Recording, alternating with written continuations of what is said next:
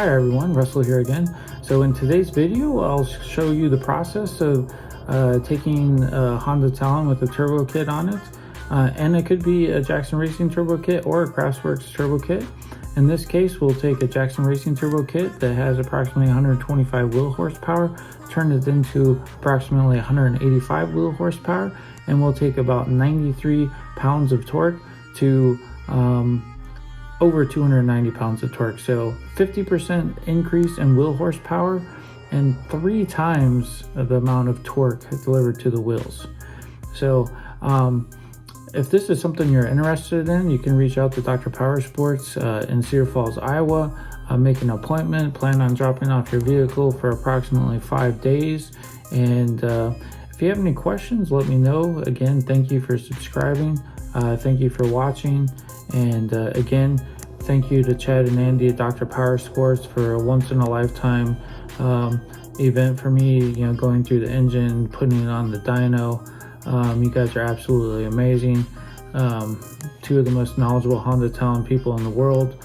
Watching Andy just go through the engine like he's done it 100 times, because he probably has, was absolutely phenomenal to watch. So I hope you enjoy the video. Let me know if you have any questions. All right, we're here in Cedar Falls, Iowa at Dr Powersports. We have Andy, which is their top mechanic. He also builds the race cars for Dr Powersports, and he's going to give us a quick overview on what this week is going to look like and what we're going to be doing. So we're going to be installing some Carrillo Pistons. They're a little heavier duty. They can handle the extra boost pressure we're going to be putting at the unit.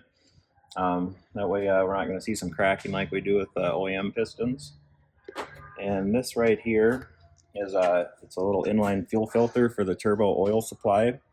I'm just going to filter the oil, make sure it's extra clean before it actually heads to the turbo. And we're going to be removing the head bolts and installing these studs so we can torque them down a little tighter and handle that extra pressure. Right here we'll be running an external map pressure sensor, and then we'll also hook up right here and run a boost control to our external mounted fuel pressure regulator that will be running off a boost control. And right here we have a dual range sensors to control the AFR. And right here we have a Dyno Jet Vision 3 programmer that will also be hooked up to. And it will now be running with this other rail. It'll be running a return line for the fuel also to the tank, since we're controlling the regulator right here. Okay, and approximately, like, how many of these engines have you went through, like, with the race team and customers? I'd say we've done this to at least 3 customer ones now, and this is what we've been running on the race vehicles for the last couple of years. Got you. And the piston skirts has kind of been a common problem once you install that turbo kit, right? Where the factory OEM piston skirts are kind of cracking. It'll still run, yeah, but it's cracking, and you got some fragments down in the oil pan. Yep, it'll end up cracking and busting away, and then you just end up losing compression altogether. Gotcha. Usually if you let it go too long, then your cylinders are destroyed also. Okay, cool. Well, I'm excited to tear this apart and get the end result. All right, so now we pulled the turbo and the head pipe off of here. We're making room so we can get in, and we'll come in through here and start pulling the top end of the engine off. We took the inner part of the lower fender wall out so we can get to turn the engine off of the plug in the front, and we'll just keep tearing it apart from here. All right, so we'll do a little update here with Andy. All right, so what we did, we got our coolant drained out of here. We pulled our rocker arms and rocker arm shaft out of there, pulled the spark plugs out, and now rotated it top dead center on the front cylinder. Got you. And we got the coolant out, and that's about everything where we're at. What's the next steps? Next step is we're going to pull the cam tensioner out, pull the sprocket off of the cam, pull the cam out of there, and start pulling the head off.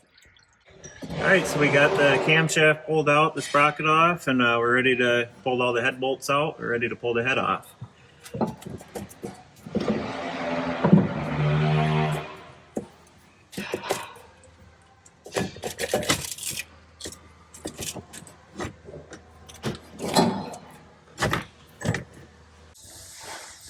All right, we got the oil pan off here, and now we're going to take the rod caps off and pull the pistons. All right, so we got the oil pan off, and we took the rear cylinder rod cap off and pushed the piston up and out of the cylinder. And there's our first one to pull out.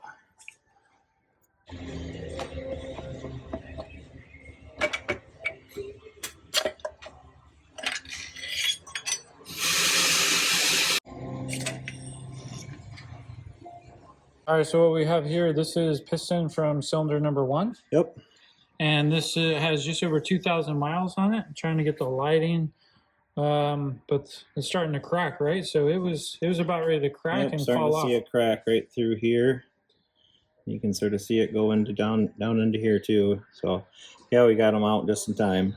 So this is what's happening with probably the majority of the turbo kits with the Jackson Racing turbo. Yep. All right, so here's cylinder number 2 piston, and there's no cracks in it, so it's looking good. All right, so here's cylinder 1, and it just looks like we got some just normal wear marks on here, nothing that a hone will just clean it right out. And it looks like the same on cylinder 2 here too, so we're good to go. Just hone them and we'll put in our new pistons. So we were very lucky to pull these pistons before it actually cracked, right? Yep. Because if that piston skirt cracked and fell off, it could have caused all types of damage. Yeah, right? if that would have cracked off and busted, we would have been looking at needing new cylinders in here. How much longer do you think I could have made it before that cracked and caused engine failure? You know, it's really hard telling when it's a crack like that. They can just sort of break off at any time. I mean, maybe a couple more 100 miles, maybe 1,000, but well, it really depends how it's being rode also. Gotcha. Okay. All right, so we have the cylinder head here. Andy's going to just go over everything to look for and some issues he's seen on the past. All right, so some of the issues we'd see is some of the intake boots would be cracked, sort of right along in this area. Just one thing good, take your clamps off, inspect them, take your boot off of here, and just wiggle it around and see if there's any kind of hairline cracks in them or anything. These are good. With the miles on them, we're still going to probably replace them.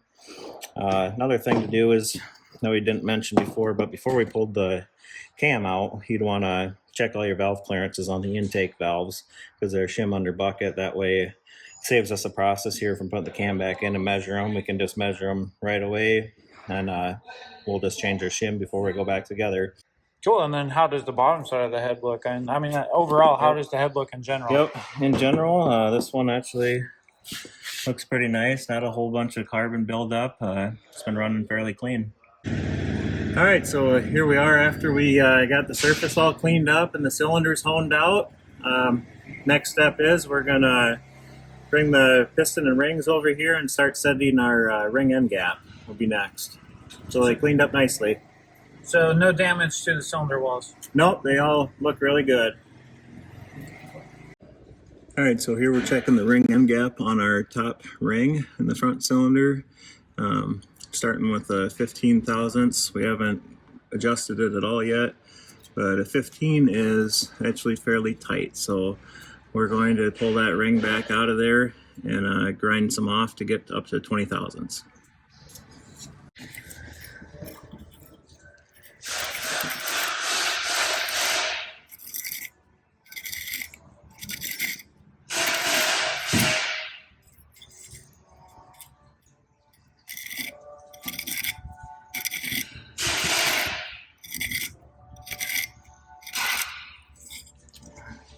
All right, so we just ground away a little bit of that ring and we're rechecking our ring end gap. And this is with the 20 thousandths, and that's perfect now. So what do you think, Ben? Looks good, champ. Looks really good. Really good. All right, so here we got the second ring put in cylinder 1, checking the ring end gap. And the top ring was at 20, and we want this one 4 to 8 thousandths bigger gap than the top one. So 24 to 28 would be good. I got a 24 right here.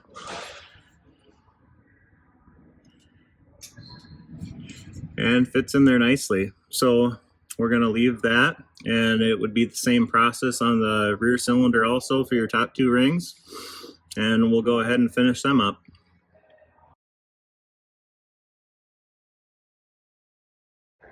All right, so here we're going to install our rods to the new pistons. This one's all completed already.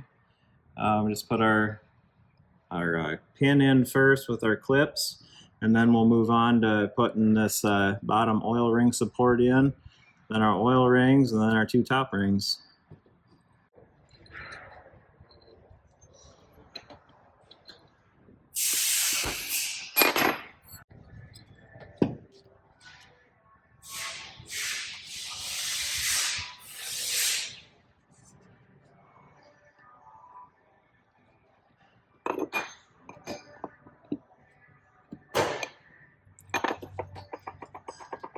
And just make sure that clip snapped into its groove all the way around. You don't want one of them flying out. And we're good. All right, so here's the oil support ring. It has a little detent pushed in it right here. And we want that to line up in this open space right here.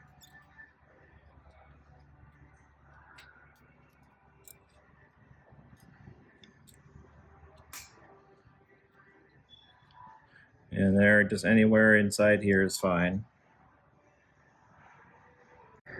All right, here's the first part of the three-piece oil ring.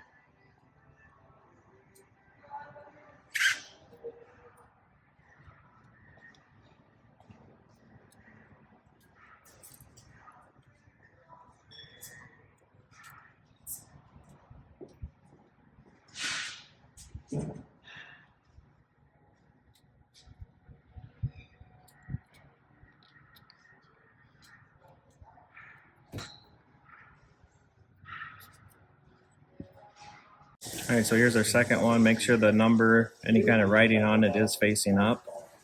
The pads fell out, and then I don't usually break things like that.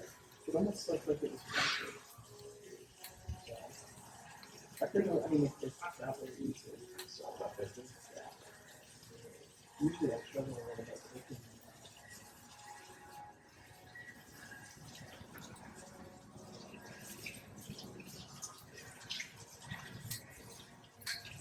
And there we have it.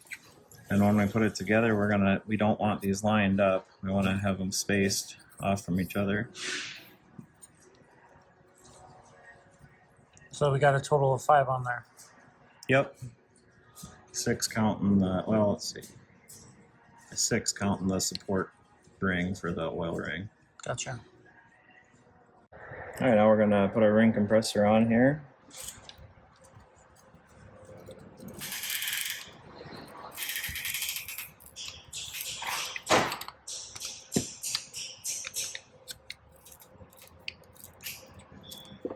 Have it nice and snug. It's still spinning there.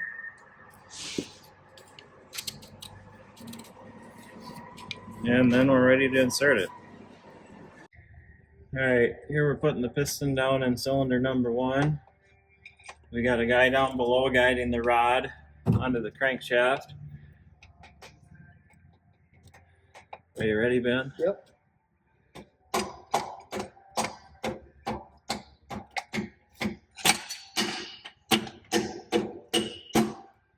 More? Yep.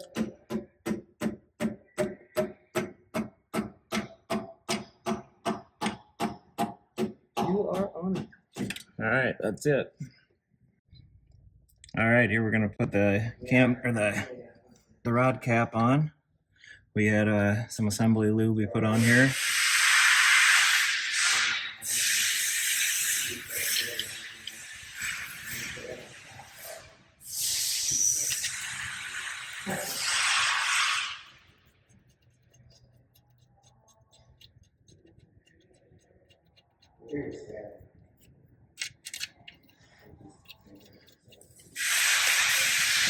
And then we'll get our torque wrench and torque these down.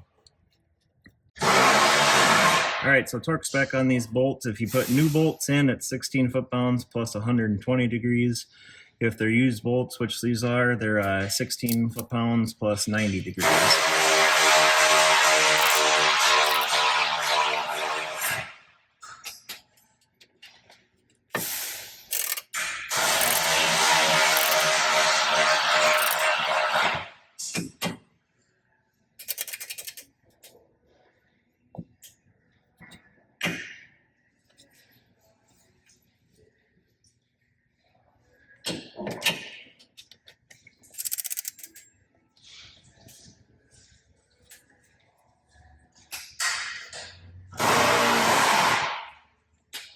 And there we go.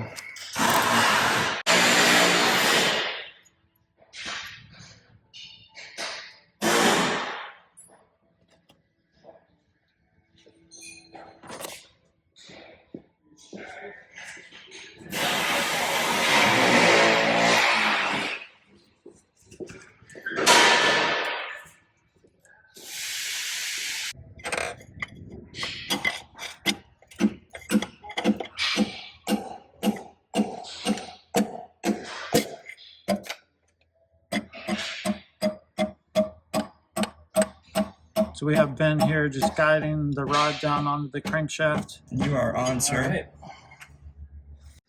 All right, so we pulled our buckets and shims out, cleaned the whole head up and everything, cleaned the surface and everything like that, cleaned some carbon buildup out of there, and put our buckets back in, and we're ready to start assembling it back on the machine. All right, we put it at top dead center front cylinder, got our head gasket in there, our locator pins, put our guide back in, and sort of have just the chain tucked in here so it won't cause us a problem, and we'll go ahead and slip the head on.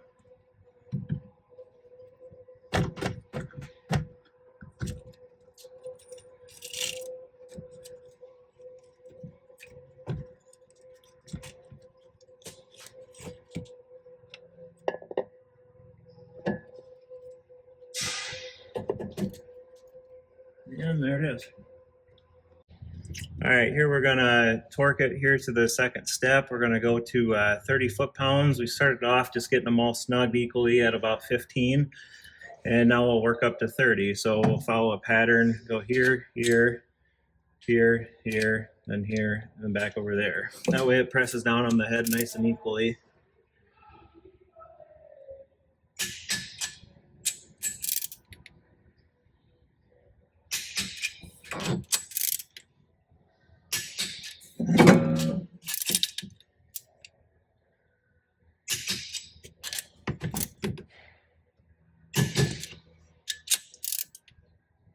And we'll go ahead and work all the way up to 80 foot-pounds will be our final torque. So we'll go up there in about 2 or 3 more steps.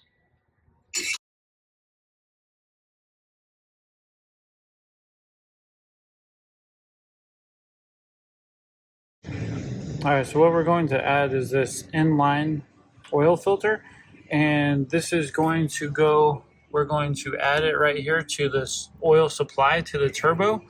So we're going to add that. This also comes with a filter that can be changed out.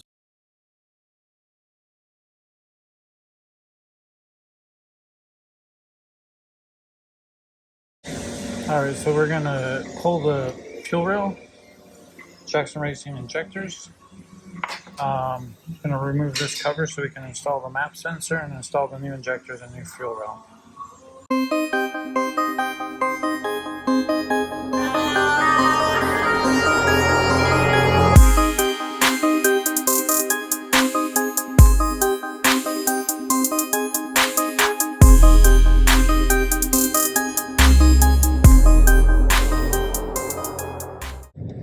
All right, so we had our front cylinder on TDC for the front, and then we just set the cam in here loosely where it fits without opening any of the valves.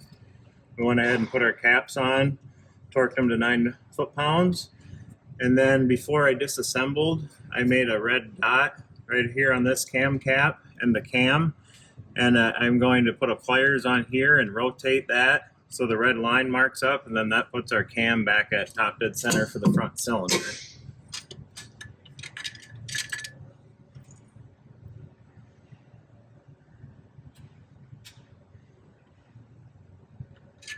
And then at that position, we'll be able to grab our cam sprocket and put it right on, and our bolt holes will line up with everything on top dead center. All right, so timing the camshaft, we want the flywheel mark on the TF mark for top dead center front. And then we'll line up for the cam sprocket here in the back. We'll have 2 lines on the cam that line up level with the surface of the head, and one little dot that'll be up on the top left. All right, so next we're going to put in the cam chain tensioner. We got to take off the little screw that was on here. Take a little flat blade screwdriver, and you're going to load it. Just twist it in. And when you get it twisted in, you'll take your little stopper to keep it locked.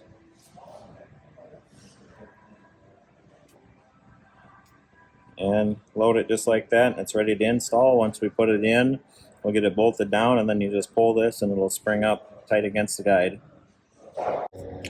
Alright, so we got our cam chain tensioner put in, and let it spring load, it auto adjust. And then now I put the rocker shaft in with the rocker arms, and we're going to start adjusting the exhaust valves. So the way you want to do that, you want to take your exhaust lobes, this one and this one. We're doing the front cylinder now. You want to have the lobe facing straight away from the roller. And then the spec for the exhaust is 9 thousandths plus or minus 1 thousandths. We got this one adjusted already, and you just want it to slide in there just nice and smooth. You want the 9 to go in. 10 can go in, and you don't want the 11 to be able to go in. So that'd be your ideal adjustment.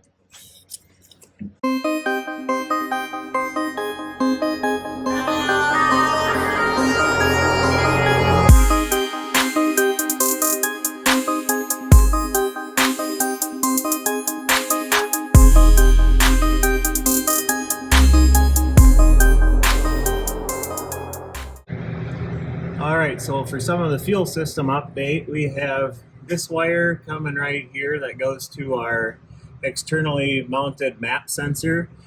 And this wire runs down. We pull up send the signal. It had a pigtail that jumps off from the factory throttle position sensor, which is also the map sensor built into it. And this pigtail runs out and runs to this external one. Then we also, there's our new rail, our regulator, our new injectors. We changed out the factory connectors for the injectors and put these other connectors on for these style. And that's about it. And what did you do with the spark plugs? The spark plugs, we ended up running one heat range higher of the OEM plug, and we gapped them a little tighter to 24 thousandths. All right, here we got the turbo and header all installed here. We put the header on first, then installed our AFRs. Then we tightened up our right to the head. Then we installed the turbo, and then after that, the support bracket for the turbo here, we got hooked up to this extra heavy-duty support bracket here for it, and just hooked up the rest of the exhaust, threw the intercooler on, and we'll be ready to start it up.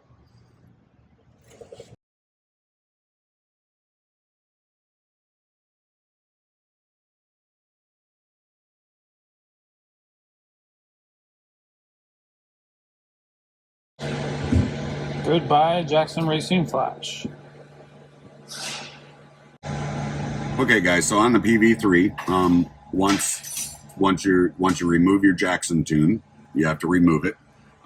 You're going to plug the PV3 in and turn the key on, and then there's going to be an info file that's in this, and we're going to go over this later, but I'm going to skip it for now. The info file is what you're going to email for PPEI to return your tuning because it's matched up to the dyno jet. So we've already done that, and we'll go over how to do that a little bit later, or it might be patched in the video prior to this, however Russell does it. But now that I've plugged it in and I've downloaded the tune to the PV3, with it on, it says ready to flash, all required files found. Press the box to select tune. Here's the box. So we're going to press that box. You're going to see there's a bunch of tunes that come with the dyno jet for like a naturally aspirated Talon. You're going to scroll down and you see where it says that's like your stock file, and those are like your dyno jet tune files. But here is the important one. This is the one that makes the magic happen. PPEI JR Turbo ID 1050. That's the injector size. Revision 0._0_1. So we're going to select that one, highlight it, We're going to hit the box. It's going to make sure that, give you one more chance here, right? It's going to tell you that you're on that junior tune. And it's going to tell you to hit the box to start the ECU flash. Pair this device to the connected vehicle. So this dyno jet is going to be married to this ECU now as soon as we do this. So once I hit that, delete incompatible stock files, because it comes with extra stock files just to make sure it has all the Talons covered. So we're going to hit yes. It's going to delete all but the stock file for the actual stock file for this car. Flash ECU with selected tune file. We're going to hit the box again for yes. It's going to prepare it, and then it's going to go through a couple of times. This line is, when it's writing, initializing, all that stuff, it's going to go through that scale. No matter what, you do not shut the key off or unplug the dyno jet while it is in this process. Even sometimes it'll get to like, say, 90%, and it'll just hang there for a little while. Kind of doing that right now. Don't worry, it's still working, and do not unplug it. So there's the writing process. The writing process goes a little bit slower. And then once that reaches 100%, what it's going to do is tell you to turn the key off to verify the flash. So you're going to turn the key off and then turn it back on. If the dyno jet and everything lights up without any issues, it's done. Okay, so the flash is complete. We spared you guys the boring video of that happening. But it's going to just say to verify flash, turn key off and then on. So we're just going to turn the key off. We're going to turn it back on, let everything power up. The dyno jet's going to repower. All right, so then if you just hit if you hit the square button there, you've got all these menu options for flash tune, vehicle tools, device tools, and help. So just for fun, let's go to vehicle tools. So you got diagnostics. If you had an engine light on, it'll tell you what the active code is. It'll tell you what your historic codes were, and then it'll allow you to clear codes. Kind of a neat little feature. When you do a data log, you can go in and review them. Of course, we haven't done any yet, but you can go in and review them or delete them right from that screen. Reset adaptives will reset like anything that the car has learned. It learns pretty quick, so you really don't have to do that. But here's a neat function, relearn DCT. So instead of doing the gas pedal thing and making sure that you got it low to reverse or whatever, you're going to make sure that you have 2 bars of temperature on your gauge. Once you have 2 bars of temperature on your gauge, you can just go in and hit the box button. When the display starts flashing or whatever, it's going to tell you to start the car. And then when it stops flashing, then you just cycle the key again and your DCT is relearned. So it's just kind of a quick way to do that. I'm going to have to reset the dyno jet again. And we're going to actually do that to this car as soon as it runs and gets heat in it. All right, so then if you go into flash tune, you see the little asterisk next to PPEI JR tune. That is telling you that is the tune that's in the ECU right now. So if there was a different tune in it, the asterisk would be on the other, on a different tune. So in the case of a turbo car, you're probably never going to run anything but a PPI tune out of the dyno jet. So, but that's just kind of a quick run through of the dyno jet, and later we'll show you how to do a data log and get it into an email file so you can email it, and through that process we'll also show you how to retrieve a tune that's sent to you and load it onto the dyno jet.